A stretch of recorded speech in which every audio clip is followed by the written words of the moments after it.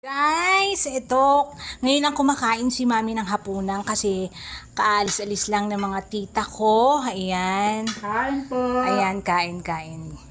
Ayan. Aba, okay sausawa. May okra si mami. Ang sausawa niya yung sauce ng chicken. Kain. Ayan. Nagutom ako. Nagutom si mami ko. Pero yung ulam niya kasi ayun yung bangus.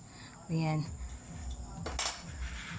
Nagutom ang aking mami. Ayan, kasi madami siyang agenda yung ngayong araw na to. May meeting, may biglaang bisita na dumating yung mga pinsan ko sa Taguig at saka yung tita ko. Ayan, tsaka yung mga apo-apo na ano ba yun? Apo sa tuhod na ba yun? Mga pamangkin, apo sa pamangkin, mga ganon.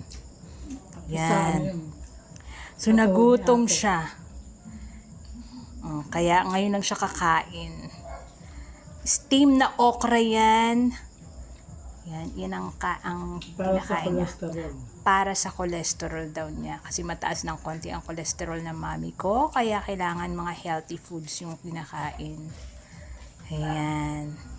So, kain ka lang ng kain dyan, mami. Bawal magutom.